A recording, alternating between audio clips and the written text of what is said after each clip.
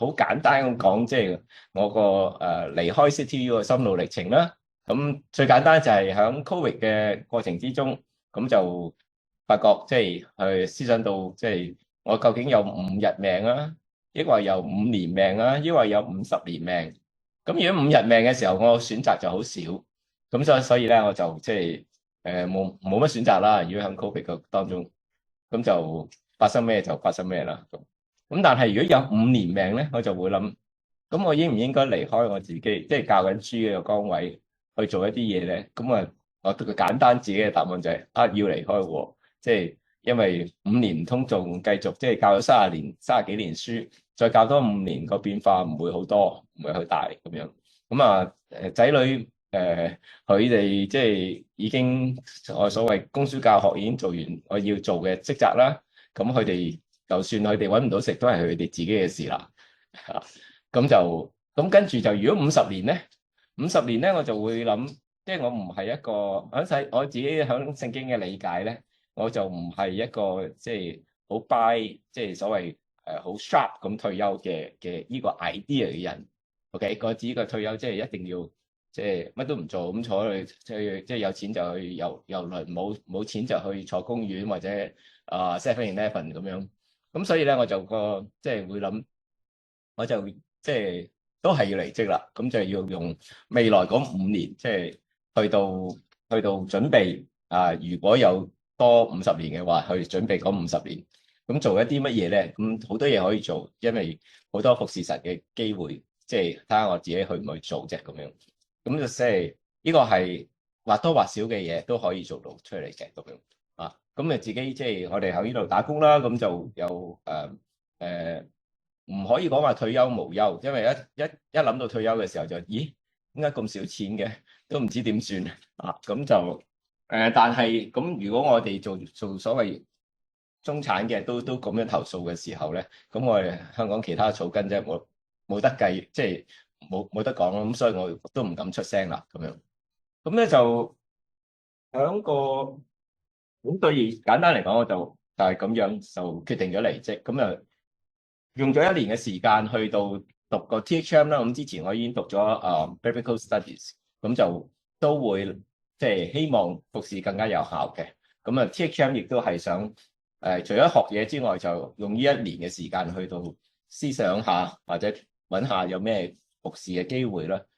咁就所以咧，即係我仲未讀完啦，咁就仲爭1科啦，即係個畢業論文啦。咁但係咧就好有幸就即係環球聖經公會天道書樓，咁佢哋就邀請我啦，去喺嗰度做副總幹事咁樣。咁咧我唔識出書嘅，我雖然有 publish paper，但係出版界係另外一樣嘢嚟嘅。咁就但係咧佢哋我會喺嗰度做咧，就係基本上2樣嘢啊。當然會有埋其他嘅嘢啦。咁第一咧就係因為我係教書噶啦。咁所以咧，我就係會喺環球聖經公會嗰度咧做培訓部嘅總監，咁去到統籌嗰啲專題講座啊，教聖經啊，教點樣訓練人即係查聖經啊，甚至一啲神學嘅講座啊咁樣。咁呢啲就係即係我哋喺學界慣做嘅嘢啦。咁亦都係我嘅專長。咁咧就另外一方面咧，就係推動一個將天道書樓入邊咧係一個天道福音中心。咁希望咧，響由新蒲崗開始啦，去到各區咧，去到推動呢個福音嘅工作。咁呢個就係即係個崗位嘅轉變。咁咧，我就亦都響我讀書嘅時候咧，即係響讀 THM 嘅時候咧，其實我嘅呼召咧係一個職場神學嘅學習嚟嘅。咁因為就係即係咩為之職場咧 ？marketplace 咧即係 marketplace theology 啦，或者咁就其實 marketplace 呢個翻譯咧，我哋可以職場咁樣。咁如果係全職嘅家庭主夫又好，家庭主婦又好，即係咁係咪唔係就係 marketplace 咧？咁其實咧，即係 marketplace 更加好嘅翻譯，對我嚟講更加好嘅翻譯咧，就應該係 market，OK，即係街市或者即係市集或者咁樣。咁如果街市市集咧，其實所有地方都係街市與市集，即係其實一個 market place 就更加闊啲啦。咁就係所有嘅 place 咁樣。咁咩為之 marketplace 咧？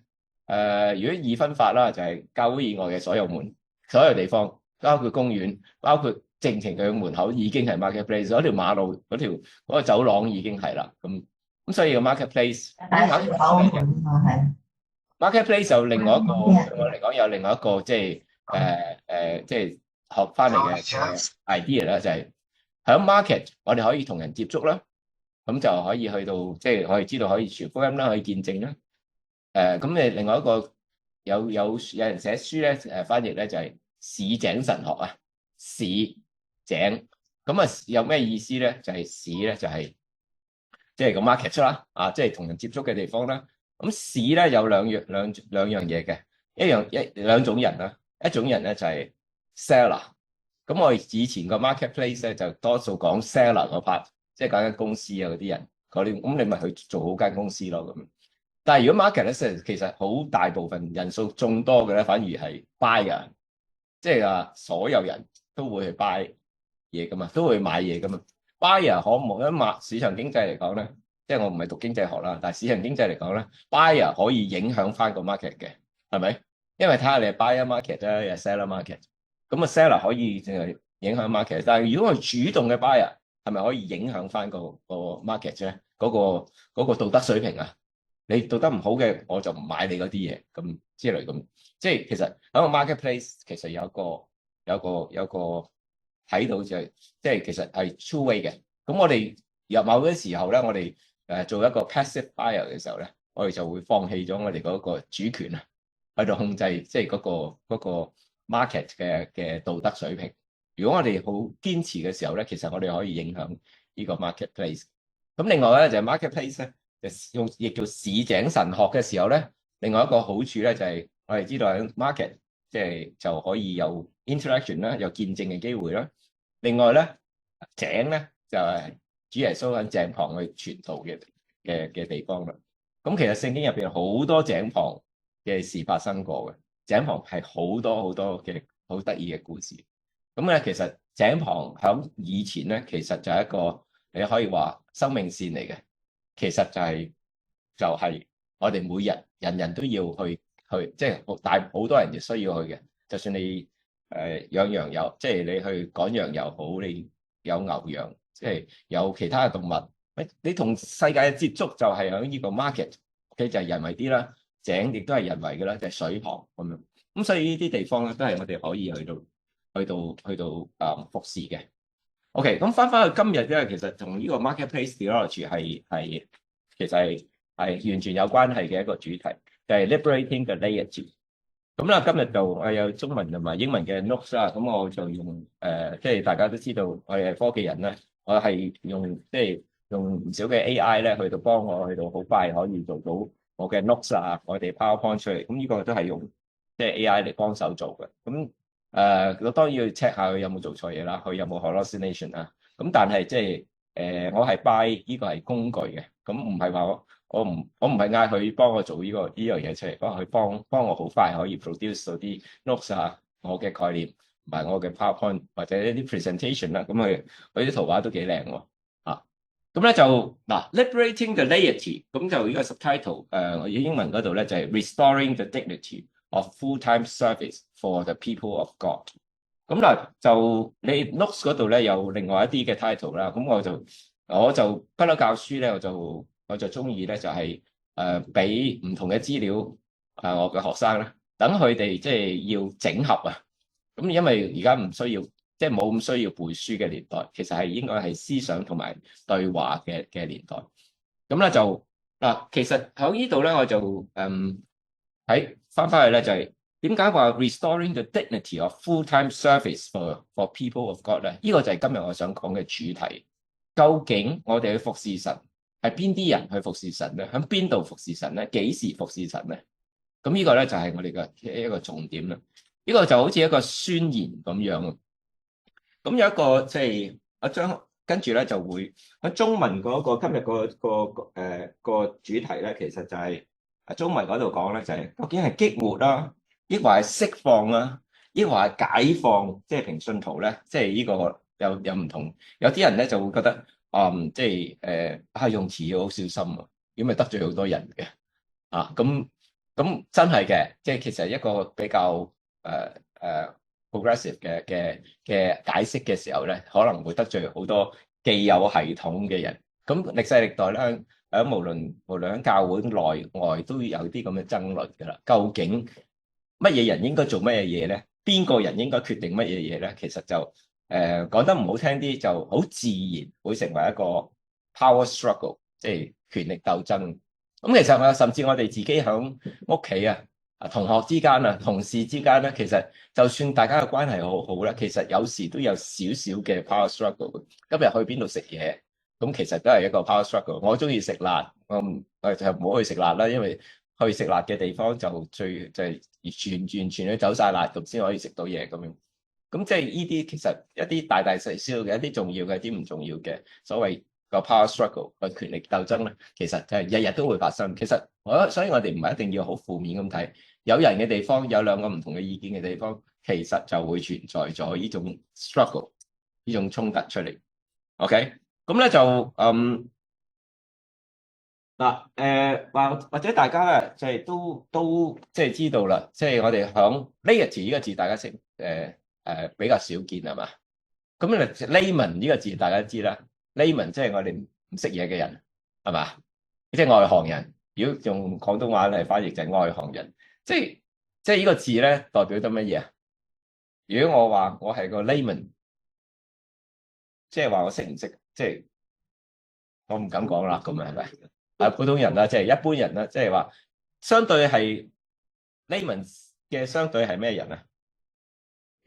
專業啦，咁我係專業工程師啦，咁我講材料工程嘅專業，咁我而家都仍然係即係 HIE 嘅 Material Division 嘅 Chairman，咁咧就即係雖然我唔係識好多嘢，但係因為嗰個位置咧，人哋又當晒我專家㗎啦，乜嘢都覺得我講嘅嘢有啲分量咁樣啦，即係直至我自己露出馬腳為止咁咧就即係其實當我哋分咗有人叫 layman， 有人叫 laity。laity 呢個字就係即係文縐縐啲，即係講 layman 呢個字啫。其實即係所有唔係 professional 嘅人就係 layman 啦。咁當然響教會我哋就唔會話呢個係 professional。我哋講嗰啲係咩 clergy 或者 pastor， 即係呢啲係專業受培訓過嘅人。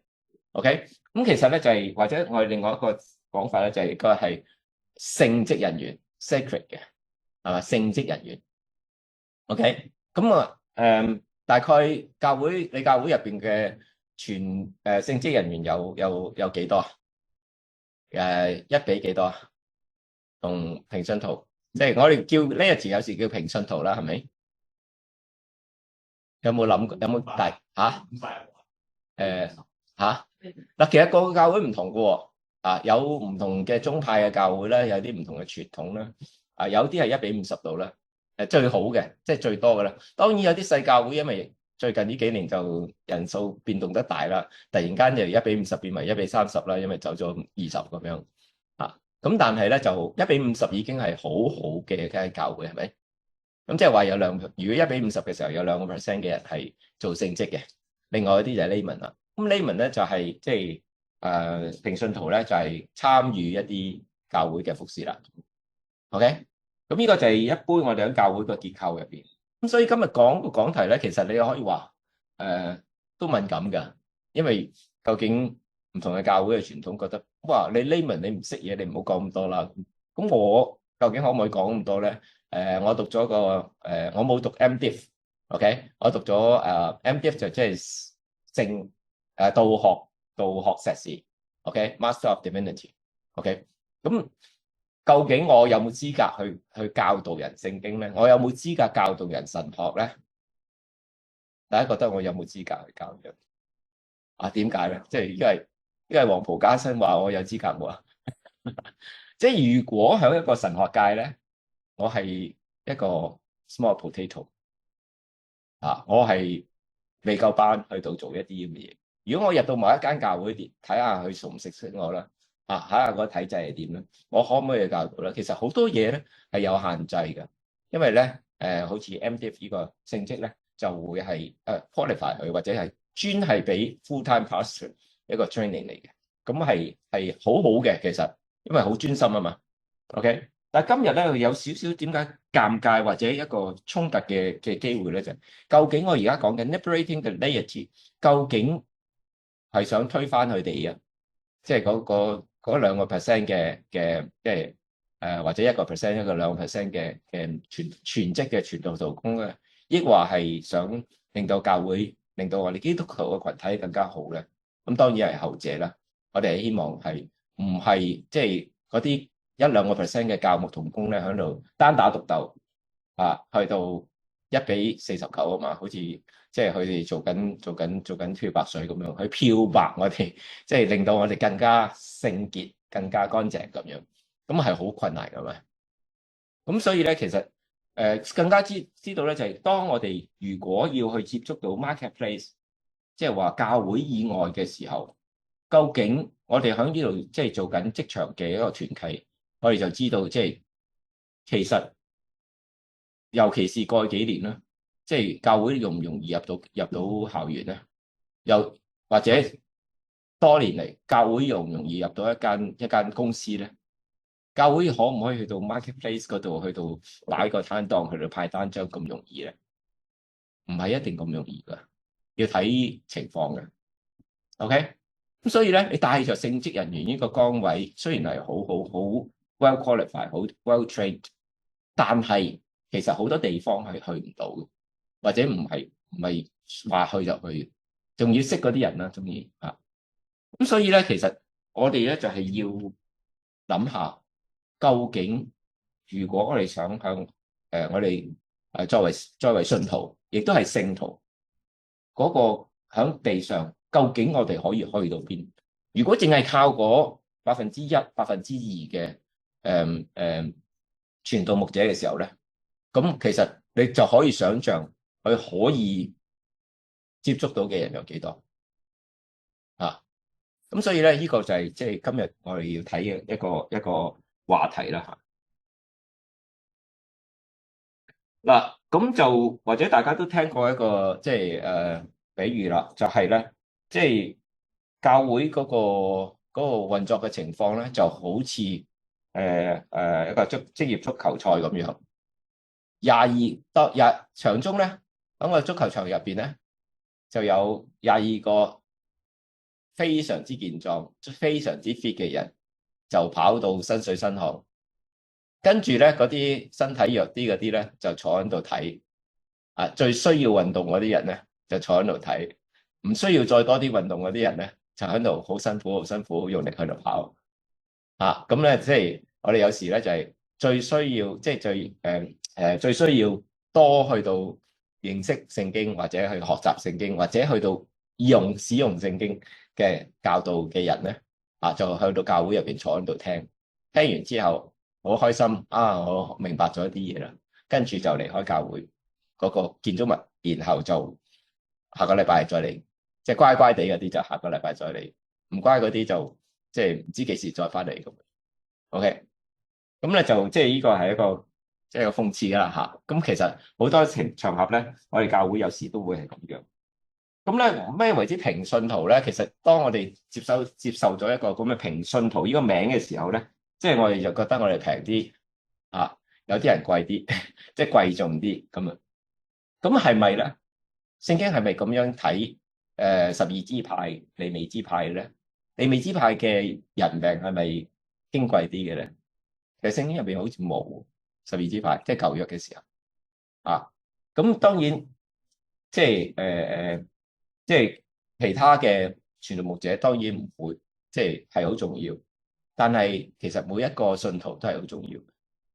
OK，咁咧就我哋要，但話得說回來，如果我哋想激活 ，OK， 用個字係激活平信徒 ，OK， 激活平信徒，即係你做得唔夠啦，我要 activate 你或者 reactivate 你，去到做翻一個信徒應該做嘅嘢，咁咪係不停去再做多啲嘢喎。咁你響邊度做咧？翻教會啦，嚟幫手去搞活動啦，啊，搞查經班啦，咁樣啊，咁係好事係咪？咁但係咧就翻工已經忙啦，跟住再又要不停去到喺教會入邊去禮拜六禮拜六日好乖嘅，好多好盡力嘅，咁就好 exhausted，但係咧都翻教會去到服侍。嗱，我唔鼓勵大家去教會服侍啊。不過如果係咁嘅時候，其實激活呢個咧，其實係會可能會帶嚟一啲問題，係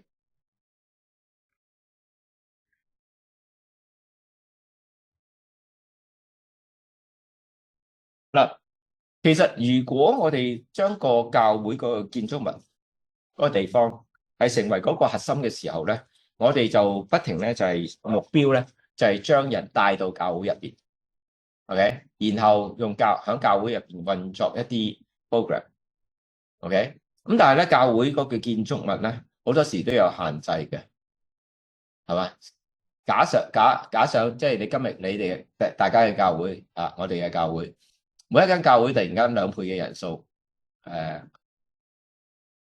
能唔能夠容納得到啊？突然間即係一段時間啦嚇，1年之內 double 咗，得唔得啊？有啲教會得啊，因為之前減少咗好多啊，所以而家可以。咁但係嗰個一路咁樣，即係淨係喺教會入邊咧，去到運作係其實唔夠地方嘅，唔夠地方嘅。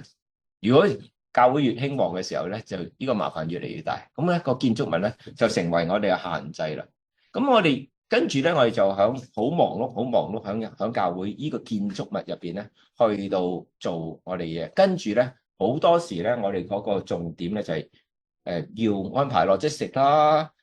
好似喺外國嗰啲就係即係有100人嘅 team 咧，去到停車場，即係如果有每個禮拜都有1萬人嚟到崇拜嘅時候咧，佢就要有幾百人去到喺個停車場入邊去到指揮㗎咁之類，好多好多複雜嘅工作。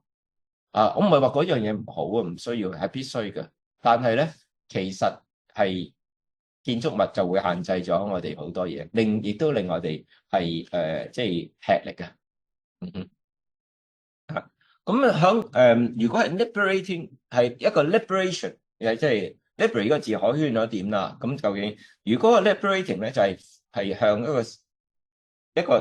個 marketplace 係咪？市與井，井就係傳道嘅地方，市就係接觸人嘅地方。OK，咁咧就嘅時候咧，我哋真係少受呢個建築物嘅影響，同埋咧時間上高會係點啊？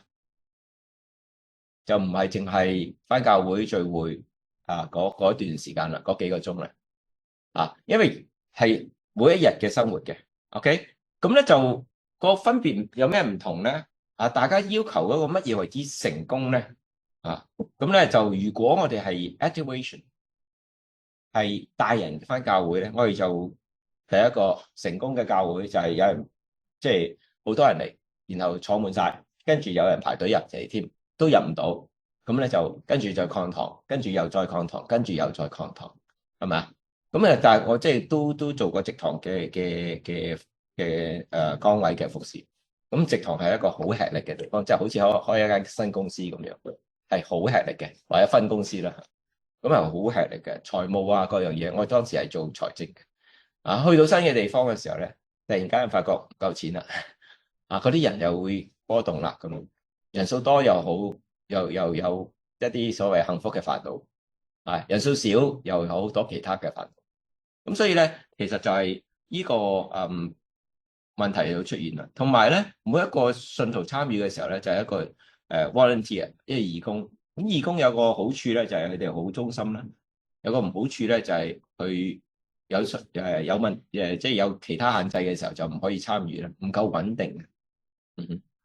咁咧，所以咧就係即係啲所謂 physical 嘅限制咧，就限制咗我哋好多嘢。但係如果我哋用 liberating 嘅咧，就係出去嘅，你唔需要建築物嘅，係生活嘅每一部分，你係 presence in the world。咁咧，其實我哋就係兩條腿走路啦。除咗口講個聖經嗰個傳個福音之外，我哋嘅生命見證就已經令人睇到就係話你個神真係特別喎。點解你可以咁蝕底你都肯做嘅？點解你可以忍得到嗰個人咁樣嘅？OK， 我唔係話所有我哋都要忍，但係如果我哋俾人睇到就係原來你嗰種特別嘅表現。佢有時未必係完全欣賞，但係有時放長線佢哋就會欣賞。有啲人咁咧，佢就睇到我哋嘅神。其實咧，我哋就將我哋嘅信仰、我哋嘅信心咧，我哋神嘅 presence 係帶到呢個世界裏邊嚇。咁咧呢個咧就係我哋每一個人咧，其實嗰個每一個所謂平信徒啊 layman， 如果係用呢個 approach 嘅時候咧，其實咧就係我哋每一個人都係一個同工，一個事工嘅主任啊嚇。咁咧就只不過有人做呢樣，有人做嗰樣嘅。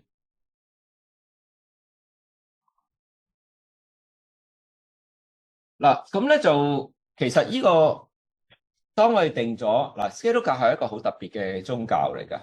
咁咧就係每個禮拜都有聚，OK，然後散翻開去嘅地方嘅，唔係好多宗教佛堂咧都冇一定咁嘅規矩嘅。當然有虔誠嘅人日日都係佛堂啦，係咪？咁就但係佢哋唔係話定咗幾時啊？初一十五啊，咁咧即係食齋嗰啲咁，都係2個禮拜一次啫，係咪？但係我哋咧係個個禮拜，OK。咁呢個係神俾我哋嗰個好特別嘅地方。咁咪就係我哋係每個禮拜都有一次聚集嘅。咁但係響大陸嘅以前傳統嘅農村教會咧，一聚集，因為佢哋要走好遠嘅路先可以去到聚集嘅地方啊。咁聚集咧，其實教會個原本呢個字咧就係聚集咁嘅意思 ，assembly， 即係聚埋一齊。咁你聚埋去做咩咧？就係其實學習神嘅話語。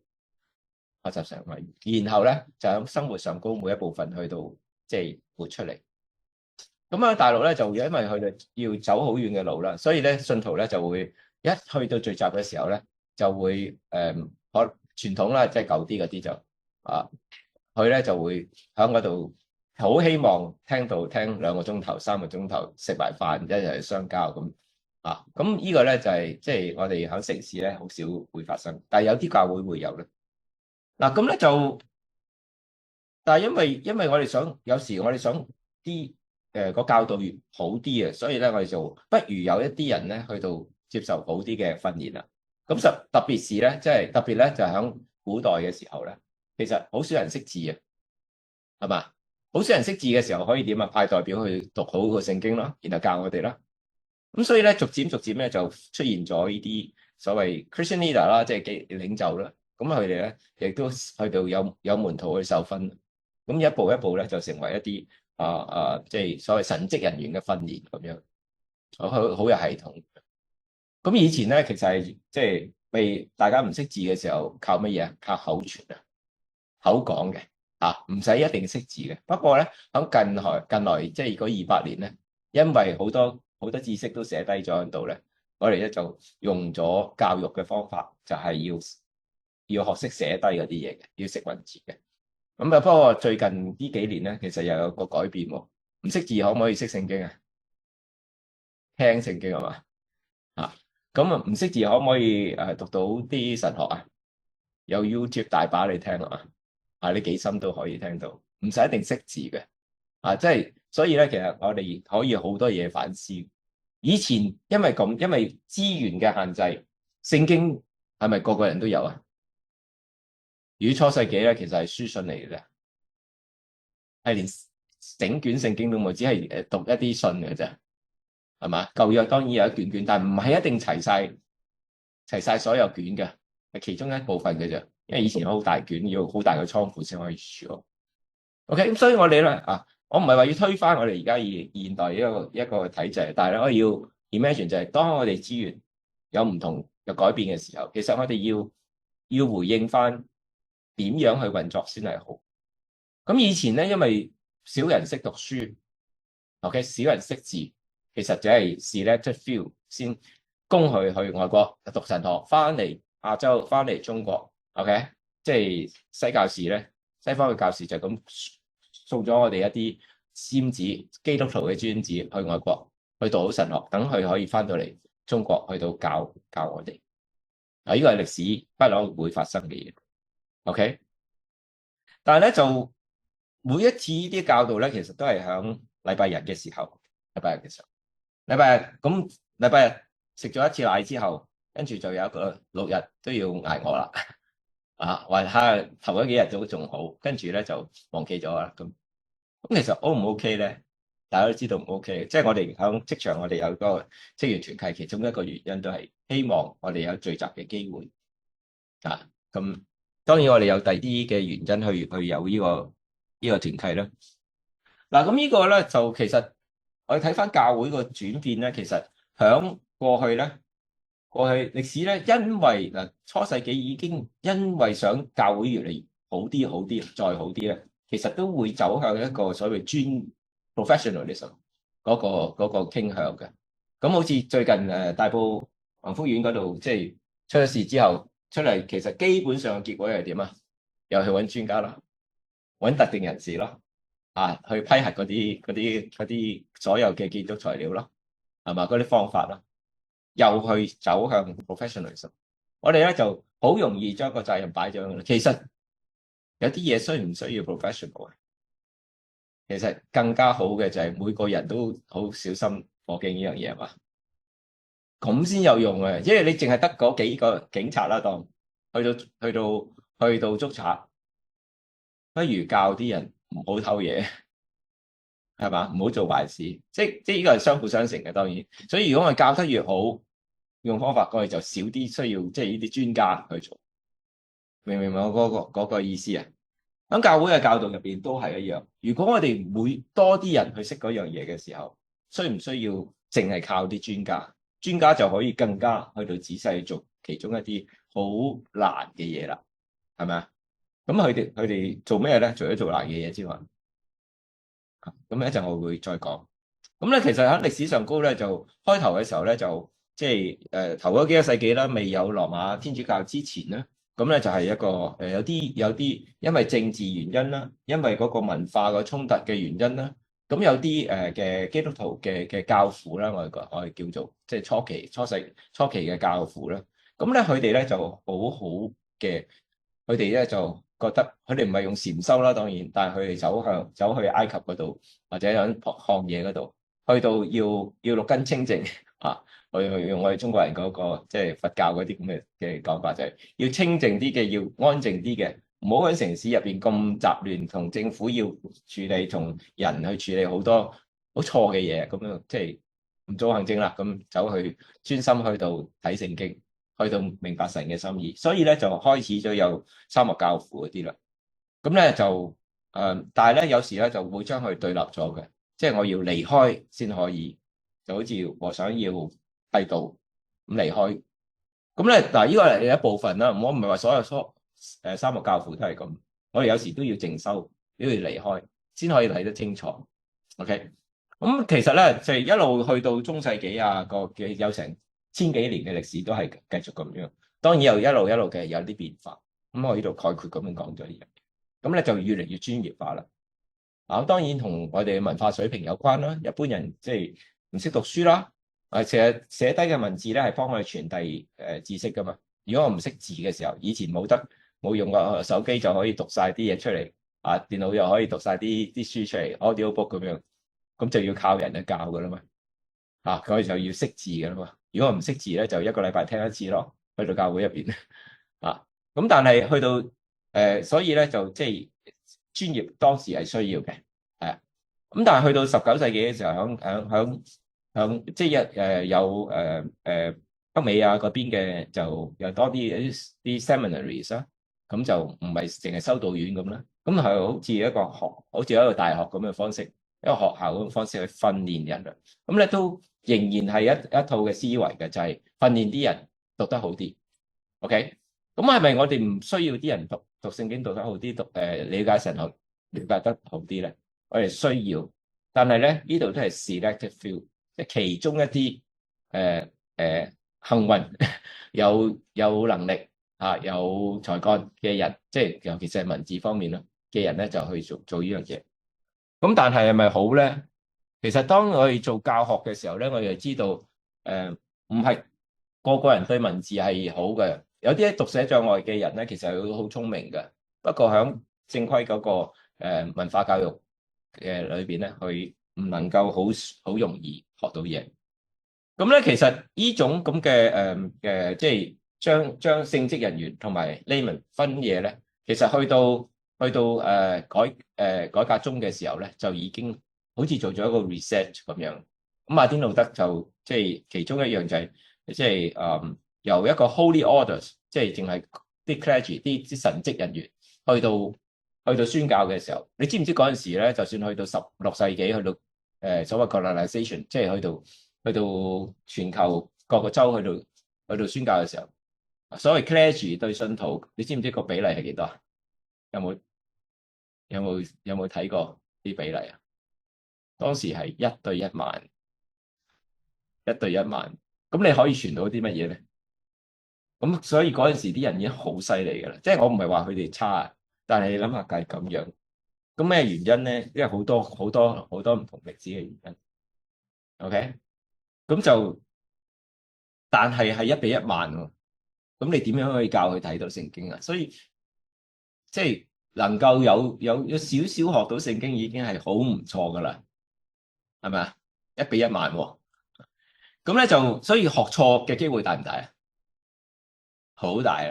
嗱，嗰個係天主教嗰種基督教咧即係新教啦，就個比例就比較好啲，即係一路都係比較高啲嘅，1比幾千啦，去到到而家咧係一般係講1比50至到500之間，喺唔同嘅宗派裏邊。OK，咁咧但係喺改革中其實咧就帶出咧一個信徒皆祭司 ，all believers 都係祭司。咁祭司係做乜嘢嘅咧？祭司係做咩嘅？祭司就獻祭啦。係，咁我哋獻乜嘢咧？如果係信徒皆祭司嘅時候，羅馬書12章1至2節啊，將身體獻上當作活祭，其中一個獻上啦。其實我哋去獻祭就係咁樣，當然我哋嘅行為上高亦都要即係表現到，讓即係神嘅榮耀喺祭司身上可以彰顯出嚟。OK，咁所以咧，其實喺改革中嘅時候咧，已經開始咗呢個所謂 movement 啦。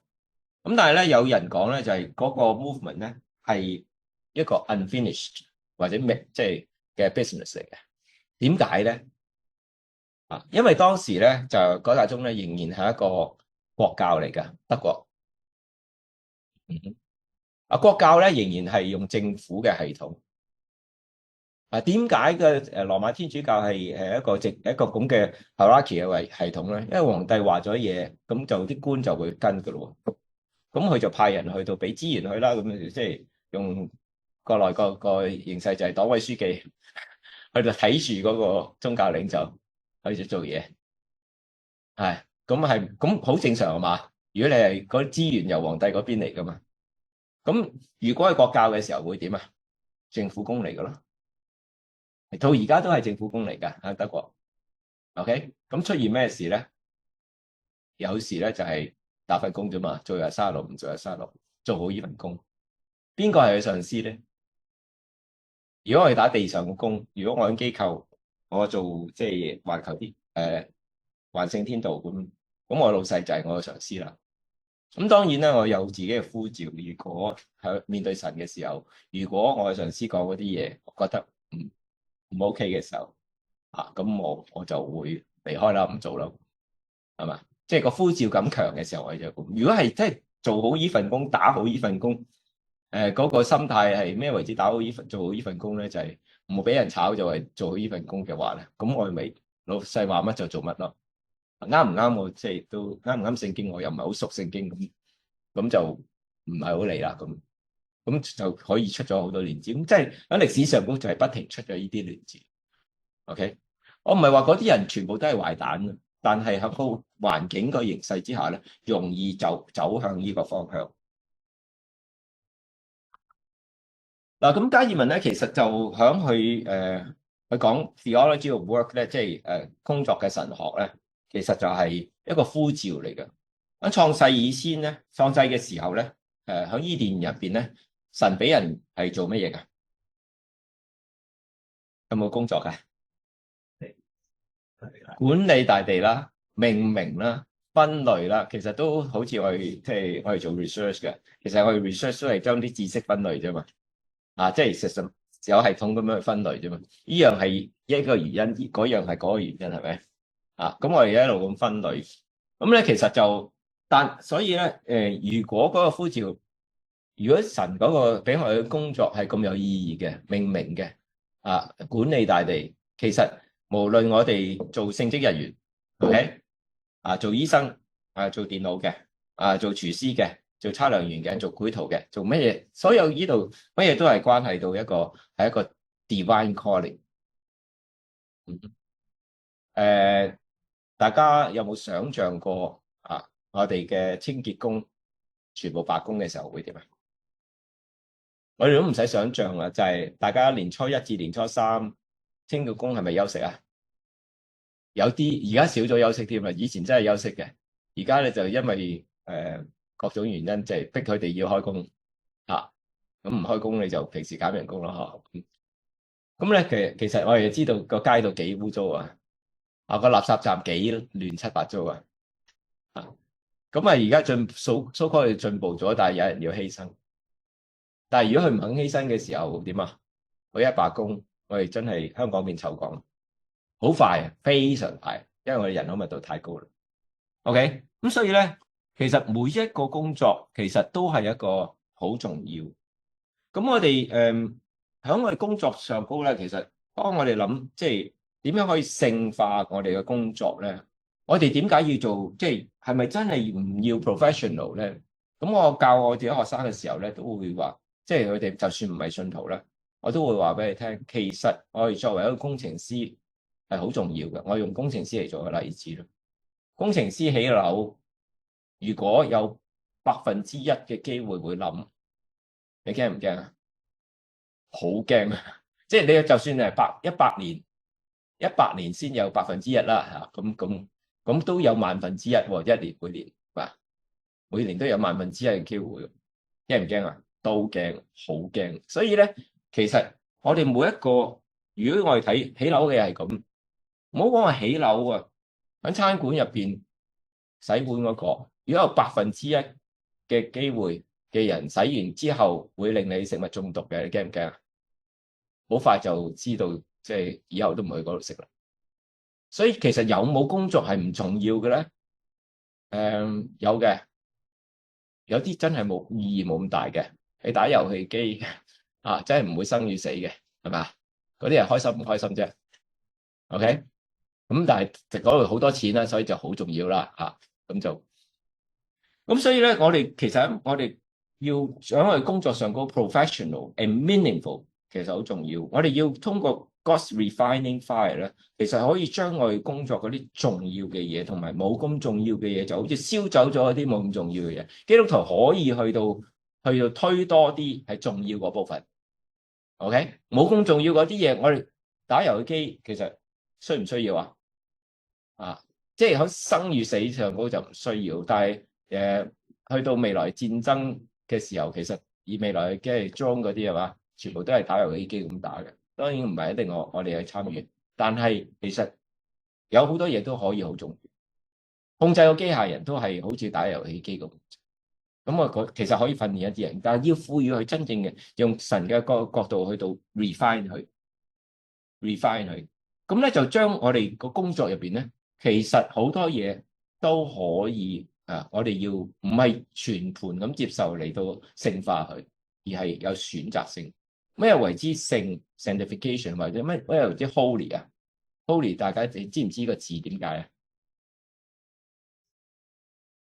啊？有中文咧，有時我哋譯做分別為聖，其實就譯到嗰個意思出嚟。其實 holy 嘅意思就係分別出嚟，分別咗出嚟就好似即係都垃圾入邊 big data rubbish。如果唔識得處理嘅時候，你將佢整理好，其實就分別咗啦。咁咧就係 holy 啦，可以 holy 嘅喎，即係我指分別啊嘅意思。但係如果我哋能夠將我哋嘅工作用愛去到篩選去改變佢嘅時候，其實任何工作都可以有佢，唔好講任何啦，太過關。好多工作，大部分嘅工作都有佢非常重要嘅一面。OK，咁咧就其實嗱，呢度我想提咧就係、咁你如果個個人都去到做教會嘅牧者，可唔可以啊？個個都淨係喺教會入邊服侍，咁邊個養嗰啲人啊？啊，聖經入邊有一個比例咧，比較特別噶，即係利未人咧都係12支派嘅一個啫嘛，當每個支派人數相同啦，咁即係1/12啦。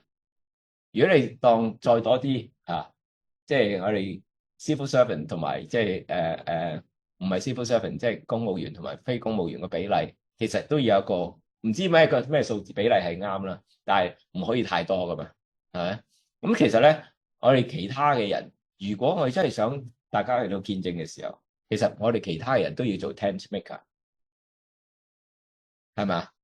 我哋都要做 tent maker。咁我哋咧其實可以學習保羅，我哋咧係去做 tent maker。tent maker 咧，大家有冇睇過？即係或者認識一啲宣教士啊？去到宣教一啲地方嘅時候，係咪一去到就可以開間教會、開個聚會點去到同人傳福音啊？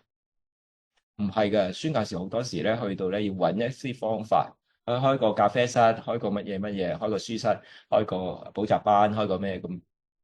其實係咪需要做 tent maker？嗱，當然啦，佢哋嘅目的唔係賺錢，但係咧，其實我哋需要一個環境去到接觸人。其實同我哋平信徒相唔相同啊？我哋已經係喺入邊啊嘛。我哋其實喺地上，我哋係每一個我哋生活嘅圈子裏邊嘅一個宣教士。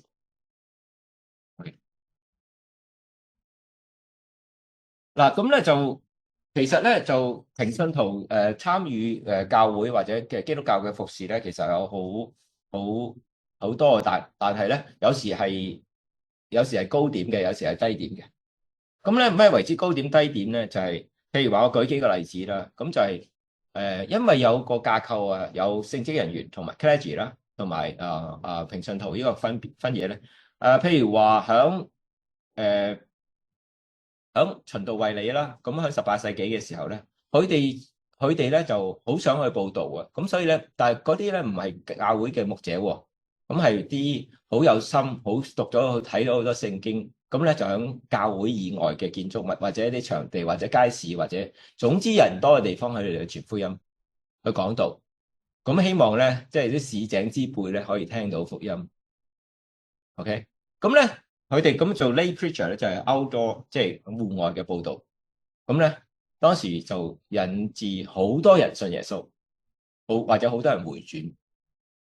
咁但係咧，跟住教會咧就開始亦都諗，咁有啲問題喎，都唔知，即係你又冇，我又冇按立你去做，你就翻嚟俾我按立，我 qualify你先去做咯。咁出嚟嘅結果就係、當然有啲 qualify 或者 well， 即係要訓練得好啲嘅人，但係出嚟另外一個結果咧就係、反而係限制咗。OK， 我唔係話唔需要管理，但係咧有時咧呢個就係 up and down 咁樣去到，有好多好熱心嘅，咁但係熱心唔係一定嘅，佢信仰好啦啱啦，咁當然有異端邪教都會走咗出嚟，咁咧所以咧呢個波動咧係正常嘅。OK。又放得太闊嘅時候咧，好多時天主教睇我哋嘅新教咧，就會覺得我哋咧係即係，你睇下你哋幾麻煩啦，出咗咁多異端出嚟嚇。咁但係如果我哋新教去睇天主教嘅時候，咦？你好似你哋即係正宗嗰個系列嗰啲嘢都好似係有啲問題喎。OK，咁另外一個再 case two 咧就係講，其實好似即係主日學嗰個 movement。其實咧係由平信徒推動嘅，咁咧開頭咧佢哋用嘅方法咧就係、其實係咪教聖經咧？佢吸引人嘅地方咧，其實係用教聖經嚟教文字，教人識字，咁咧以致吸引到好多唔識字嘅人咧去到教會去裏邊學聖經。當年係想咁樣，因為大家都冇機會去讀書，但係今日咧。我哋如果仍然係用嗰種方式，會唔會？哇！我1至5已經去到上堂學讀書噶啦，你跟住禮拜日仲要逼我再坐多個幾鐘去到讀多幾堂書，其實小朋友中唔中意咧？未必中意嘅。OK，咁呢個咧就即係我哋我唔係話嗰啲嘢唔好嘅，但係我哋要反思下，因為有啲嘢要變。究竟我哋嘅重點係點？咁另外一個問題咧就係呢度講有用嗰個字 suppression 咧，就係好嘅嘢咧就教會會接納咗嚟從即係 adopt 咗佢嗰個一個 core function，但係跟住咧佢就會管理啦，有時咧就會管理得好嚴，咁係好嘅，係想管理得更加好嘅，但係出現個問題就係另嗰樣嘢咧，平信徒嘅參與咧又減少咗啦。OK，咁呢個咧波動咧係經常會不停咁發生嘅。OK，咁咧就嗱，所以咧響真係我哋要liberate，即係要釋放平信徒咧，其實要教會去到做嘅。教會咧要去到authorize，即係適當地盡量 authorize 嗰啲有能力嘅弟兄姊妹咧，去到多做無論喺教會以內、教會以外，去教佢哋 authorize 佢哋去做，令到咧佢哋係長做長有嘅，不停可以好去到唔使一定喺教會嘅建築物裏邊做嘅，而且係訓練佢哋去做嘅。咁呢個係一個好重要嘅重點。嗱，咁其實咧即係第一要個改變咧，就係我哋嗰個 theology 咧，嗰個神學咧就係要係 everyday 嘅 theology，就唔係 Sunday theology，唔係淨係 worship theology， 或者 worship 都唔係淨係喺教會呢個地方裏邊，因為喺初世紀嘅時候，教會唔係講緊嗰個建築物，講緊建築物咧，其實真正一個好宏偉嗰啲建築物咧，係由羅馬天主教開始嘅，有啲建築物咧係好似落，其實咧初期嘅羅馬嗰啲教堂嘅建築物咧，係由佢嗰個可以話政府巡撫嗰個政府合署改建而成嘅啫，所以嗰個建築物咧同我嗰陣時係一樣嘅，因為個官就我不如我有一個政府嘅審案嘅地方俾你用啦，嚟做教會啦咁所以咧就出現咗咁嘅情況，咁其實咧就令佢官僚化咗。咁咧，其實我哋好重要咧，就係有一個 passive believer 點可以去做咗一個 commissioned 嘅 disciple， 唔係淨係話我想做 disciple 啊。嗱，commissioned 呢個字咧就喺呢度係重要啦，就係教會去到差派呢啲 disciple 去出去響你工作嗰個地方。咁點樣差派咧？就係鼓勵訓練，有啲嘢一定可以做㗎，就係你可以，如果教會可以鼓勵得到弟兄姊妹去參與你個社區嘅、你嗰個屋苑嘅業主立案法團，咁好煩喎。嗰啲地方好多是非嘅喎，好多圍標啊，好多黑幕喎。如果嗰度一半嘅委員或者1/3嘅委員係基督徒，大家可以想象，如果係按照神嘅心意去做，會唔會帶嚟改變咧？我好希望係可以帶嚟改變。但係咧，我哋咧有時候怕煩，怕得罪人。但係咧，我哋要知道咧，其實有後邊咧有好多唔敢出聲嘅市民咧，係好想有啲好人出嚟做嘢，只不過佢，我費事蝕底。但係基督徒可唔可以因着神嘅名字去到做呢樣嘢咧？其實應該可以。家長教師會可唔可以啊？其實每一個組織都可以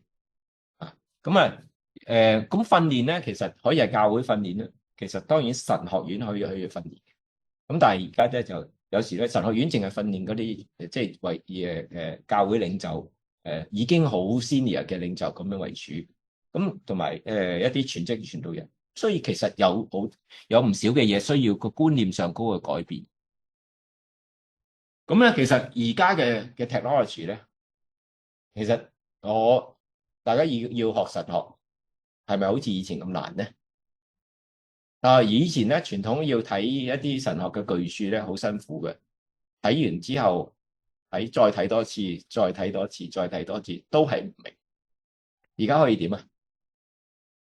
可唔可以揾 AI 幫手啊？AI 唔係萬能，但係 AI 可以幫我哋你可以同佢討論下呢個人講嗰啲嘢你出咗你好 specific 去到問嘅時候咧，你可以比較得到，譬如話我係evangelical 嘅，咁咧究竟我可唔可以即係同 Karl Barth 咁樣即係一個最近嘅即係所謂 neo-orthodox 嘅神學家嘅。究竟我哋嘅諗法有咩唔同嘅咧？即係我哋宗派同佢有咩唔同？咁我咪可唔可以學啊？但係即刻已經可以攞到手機就已經可以問到啦嘛。你問 DeepSeek 都可能問到啊。即係就算，但係你要小心啲去問咯，因為 AI 只係一個好多個路人甲、路人乙、路人丙咁樣好，你問好多人係街邊問到嘅嘢翻嚟，你一定要即係去仔細去到驗證。嗱咁啊，所以學習個方式咧，其實而家係唔識字啊，而家可唔可以學嘢啊？都可以喎。唔識字，我唔識讀寫障礙，而家可唔可以學嘢啊？有個手機就得啦。嗌佢讀出嚟俾我聽係嘛？我認唔到字噶，佢讀出嚟啊！所有語文其實都係原本都係聲音，只係將佢變為文字記載落嚟啫。而家嘅科技已經係可以 enable，所以呢度咧係咯，我哋用好多嘅嘢係可以改變，即係而家神俾我哋好大嘅恩典，咁我要參與其中。嗱，另外一個重要嘅點咧，我想即係差唔多完啦，就係提咧就係其實個概念就係一個 7 days movement。The other 6 day， 咁我個老師啦，Paul Stevens 啦，咁佢係 Marketplace Theology 嘅一個先驅。咁咧佢而家我唔忘記咗，就快90歲啦，可能即係左右啦。咁我好有幸就係啱啱即係因為另外一個老師係 sabbatical，咁就啱啱上個學期咧就可以上去翻嚟代課，咁咧就可以上去嘅課，咁即係都係咯，即係同一個屬靈嘅巨人啦，去到即係上去課好開心。咁佢其中一本書叫做 The Other 6 Days， 咁甚至而家有 podcast 咧係亦都用呢個 The Other 6 Days 嚟做嘅。咁就係點樣喺職場入邊去到活出基督咧？咁有好多嘅見證喺度。OK，咁你有咩好處咧？其實你睇到咧就係唔係集中喺個教會入邊，而係你住嘅地方。你工作嘅地方，你買嘢嘅地方，你乜嘢地方，同埋全時間嘅咁你如果做生意嘅，你會飛嚟飛去嘅，你可以去到一啲地方咧。你如果同北韓去做生意，你可以去到北韓去到接觸嗰啲人，你亦都當然要學習點樣去到同佢哋見證啦，係要小心啦。咁但係呢啲係可以學嘅喎，係咪？一步一步去學喎。呢啲係教會嘅牧者容唔容易去到嘅地方，一起你底，咁你係教會牧者，你係教會嘅長執，你喺邊度讀過神學，係咪又難咗啊？反而有啲人咧係冇讀過神學，或者只係一個所謂叫匿文自己去到自學嘅神學，係咪可以做呢啲嘢？無論你攞學位唔攞學位，其實都可以啊。咁咧，所以咧呢個好重要。好似呢度攞住個錘仔啦，因為 Paul Stevens 咧，佢就有咗呢個異象節嘅時候咧，佢牧咗會幾年啦，我唔記得係咪8年啦，我 recall 唔清楚。8年之後咧，佢就離開咗佢嗰度，佢真係去做一個木匠喺加拿大嗰度。咁木匠係做咩咧？幫人起佢嗰木屋咧，大部分都係木嘅，咁咧就係揼釘。佢就full time 嘅木匠。去 constructor 啦嚇，咁啊去到揼咁。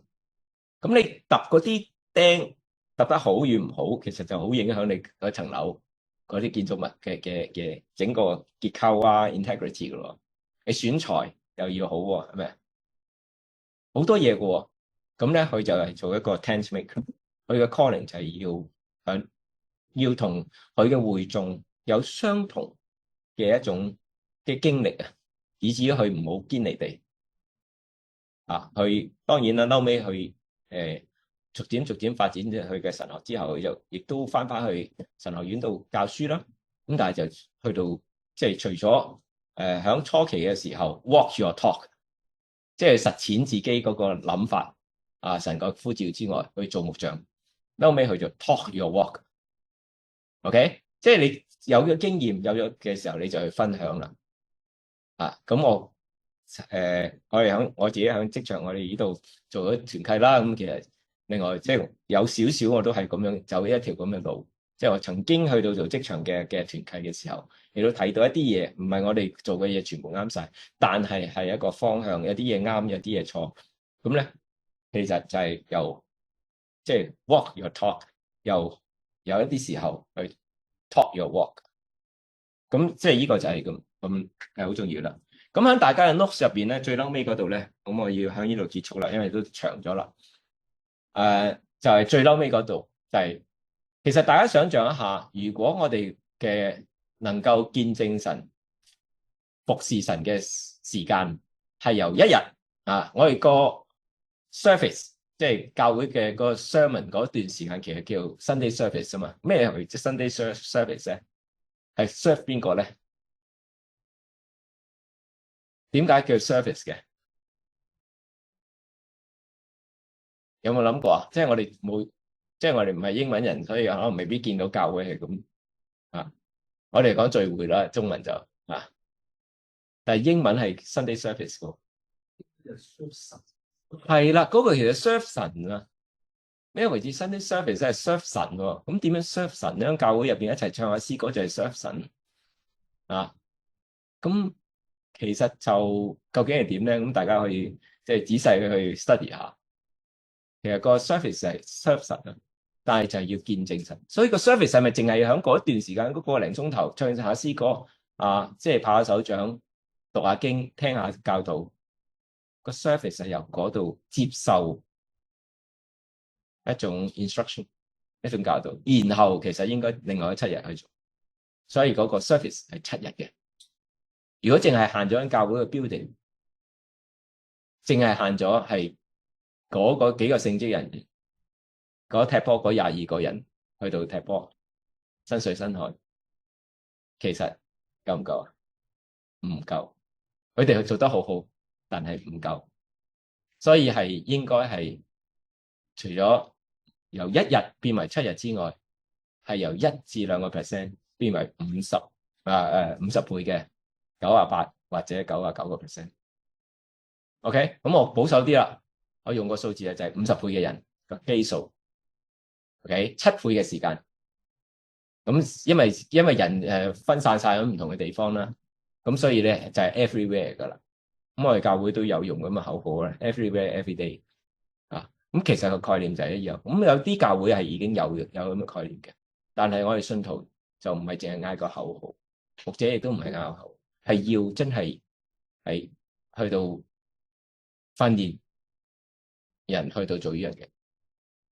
OK， 咁喺 notes 嗰度咧，我都要呢度講嘅，呢個係可能對神學院或者對教會係一個挑戰嚟，對牧者係一個挑戰嚟嘅，就係一個 KPI 啊。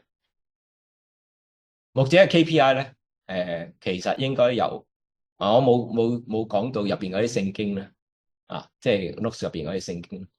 咁咧，其實就要將個 KPI 由訓練由自己去講道教導之外，其實應該係訓練其他嘅人成為一個見證嘅人，亦都係下一代訓練人嘅人，即係話一個 disciple 使萬人作我的門徒，咩意思咧？